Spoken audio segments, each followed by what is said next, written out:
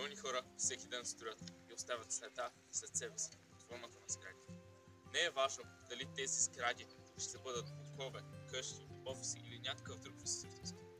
Важно е да погледнем какво е количеството замърсяване, оставено по времето на строенето и дали е възможно да го намалим, дори до известна степен да го предотвратим.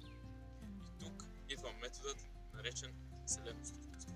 То комбинира зелените сгради заедно с екологичната структура и устойчивото строителство, за да може да намали вредното въздействие върху природата. То включва също и екологични материали и решения с цел това да щади нашата околна среда.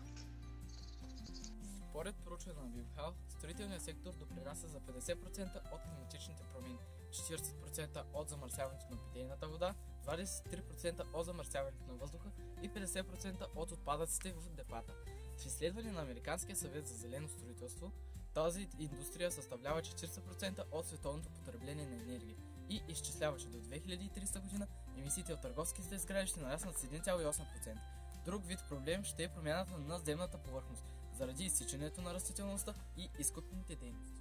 На зеленото строителство от тук нататък е да създава платформа за водене на творчески и реалистичен диалог, насочен към устойчивото проектиране. Стремежът е да насърчава изследвания и отваряне към нови идеи, които да водят до иновативни решения в архитектурата и строителството. Особен акцент се поставя върху преосмисленето на връзката на сградите с околната среда и ролята на различни естествени материали в тази взаимовръзка. Целта е не просто промяната в процесите, а изграждането на по-смислени и устойчиви пространства, чрез сътрудничеството между проектанти, строителни специалисти и индустрията. Тенденцията в съвременното строителство е да се строи устойчиво, като в него се използват различни термини, които се препокриват по своето значение. Това са устойчивост, зелена архитектура и строителство с екологични материали. Всички тези подходи включват някои основни параметри.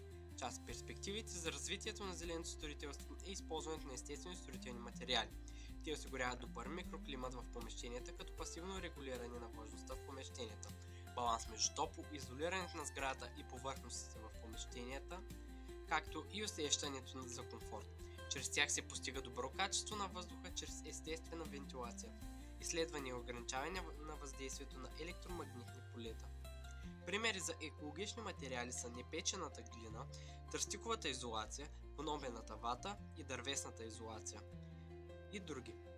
Друга перспектива за развитието на енергийната ефективност, която засилва използването на пасивни и активни технологии за енергийна ефективност, като фотоволтаици, изолация от ново поколение и умни енергийни системи.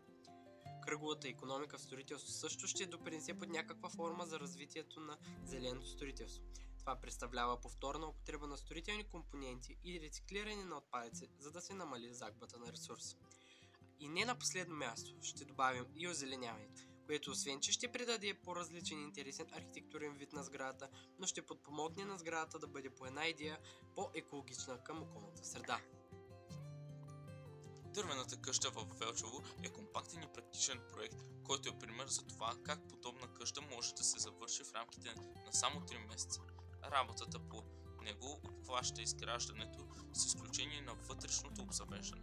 Технологията за изграждане на външните стени е Еко-2, максимално пестяща енергията и запазваща я в сградата.